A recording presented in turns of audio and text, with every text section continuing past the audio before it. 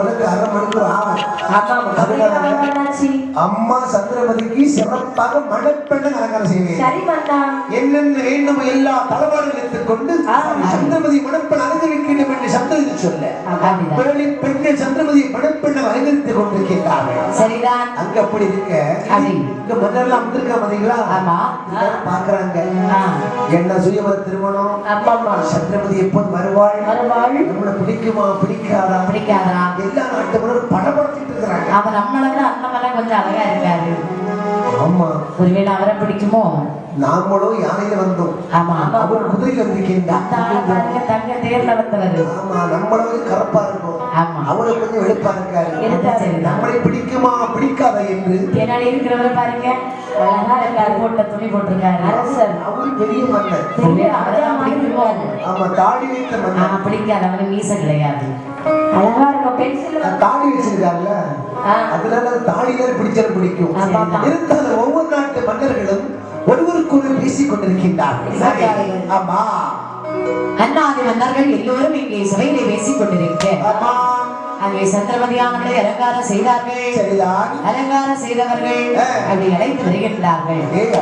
சந்திரமதி நடந்து வருகிறாள் பாருங்கள். ஜல் ஜல் ஜல் என்று காலணிகள்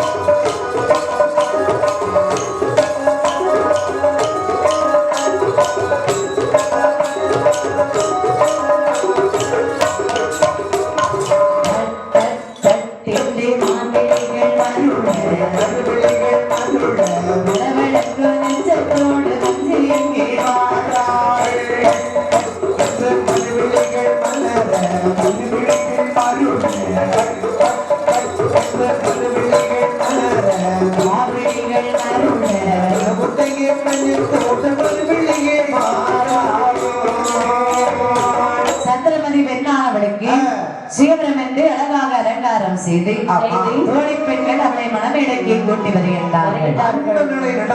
சரி, சந்திரமதி பெண்முடியால் தலைவிந்து நடந்து வருகின்றார்.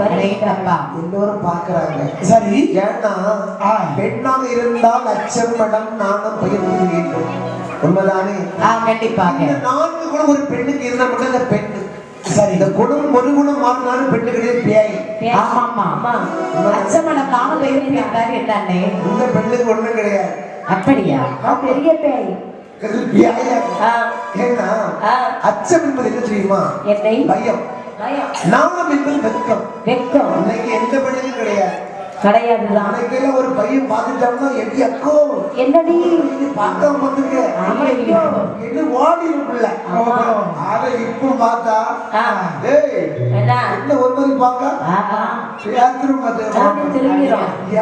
அந்த வெட்கம் கிடையாது. மனம் என்பது தெரியும். பெண் என்னது? யாராவது வீடு இல்லாதவங்க தங்குவாங்களே, நல்ல மடம், சாமியார் மடமா? நல்ல பள்ளிக்கூடத்தில் படித்த அம்மா, அந்த மடம் இல்லம்மா. மடம் என்பது பெண்ணுக்கான குணம். அப்படியா? ஆமா, அது சரி. பயிர்ப்பு என்று சொல்வாங்க தெரியுமா? இதுக்கு அர்த்தம் என்ன தெரியுமா? பயிர்ப்பு என்னை?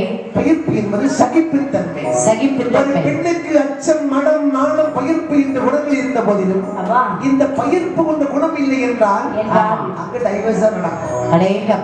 ஏனென்றால் ஒரு பெண்ணானவள் பிறந்த வீட்டிலிருந்து புகுந்த வீட்டிற்கு போகும்போது திருமணம் ஆகும் போது புருஷன் வீட்டு வாழ போகும் பெண்ணு கண்டு சில புத்திமதிகள் சொல்லுற போது முன்னே, சில புத்திமதிகள் சொல்லுற போது முன்னே. சும்மா சொல்லல, அந்த காலத்துல பெண்களுக்கு பெரியவங்க அருமையா சொல்லி கொடுத்த புத்திமதி. அப்படியா? அது ஒரு வார்த்தை என்ன தெரியுமா? நீ அரசன் வீட்டு மகளாய் இருந்தால், நீ அரசன் வீட்டு மகளாய் இருந்தாலும் போற இடத்துல அகத்தையோடு வாழக்கூடாது. கண்டிப்பாக.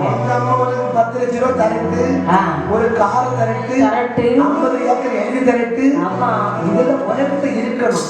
ஆனா நீ இதனுடைய கடவுள் வீட்டுக்கு போகும்போது அகந்தையோடு வாழக்கூடாது சொல்லியிருக்கின்றார்கள்.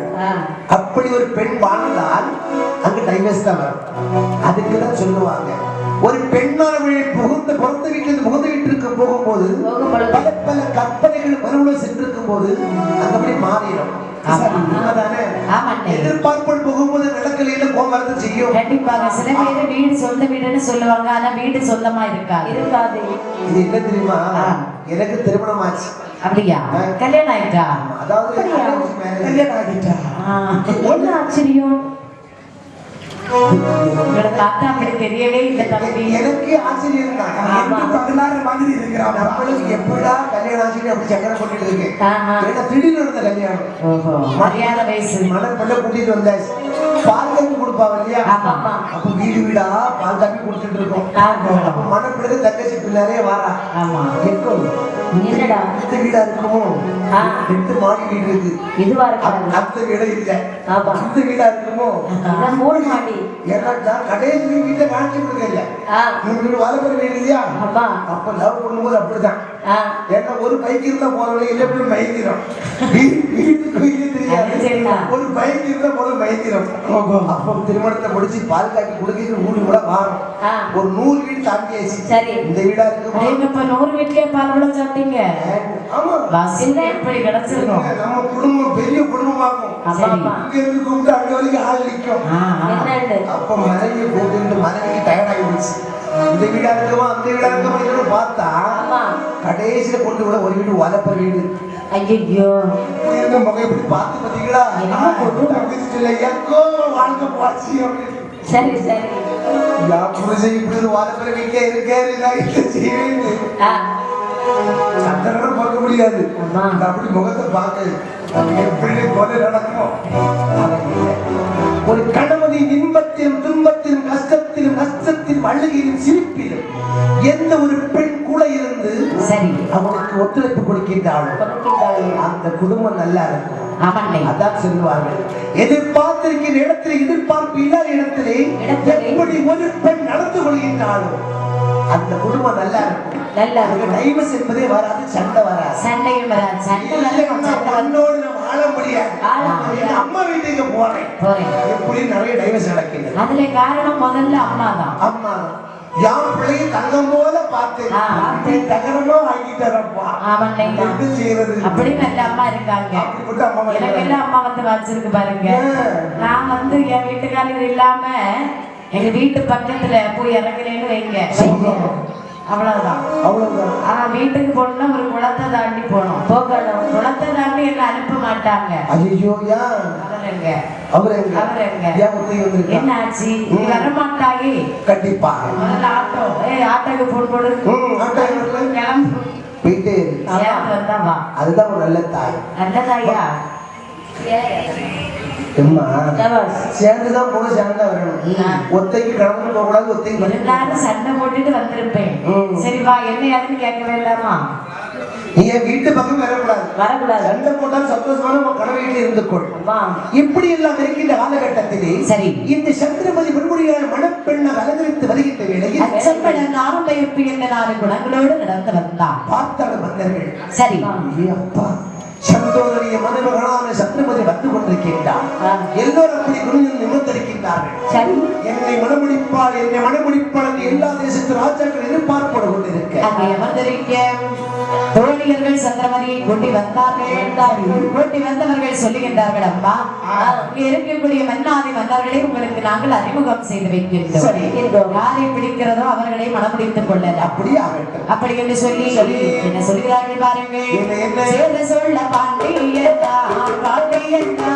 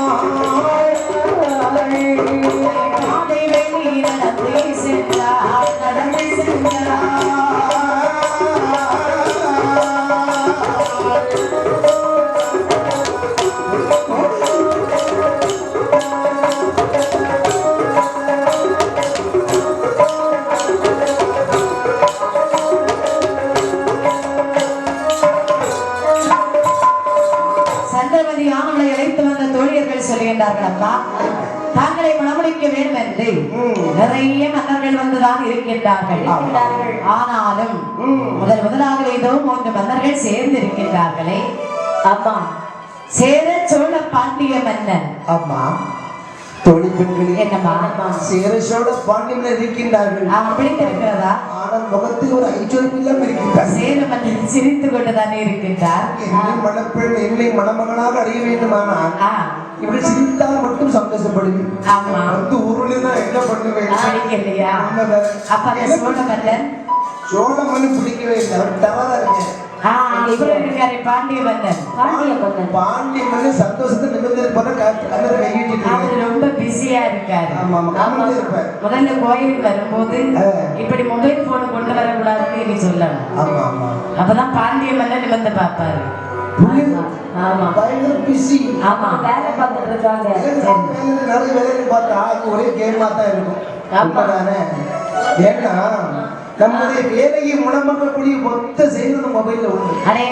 நானே பண்ணுவாங்க பார்த்துட்டு திடீர்னு எனக்கு போய் கோவம் வந்துடும். இப்ப இந்த பாரு, கோயிலுக்கு வரும்போது மொபைல் கொண்டு வரக்கூடாதுன்னு சொன்னா முதல்ல நம்ம மொபைல தான் எடுக்கணும். அதுவும் சரிதான். உங்க மொபைல தான் முதல்ல வாங்கி வைக்கணும்.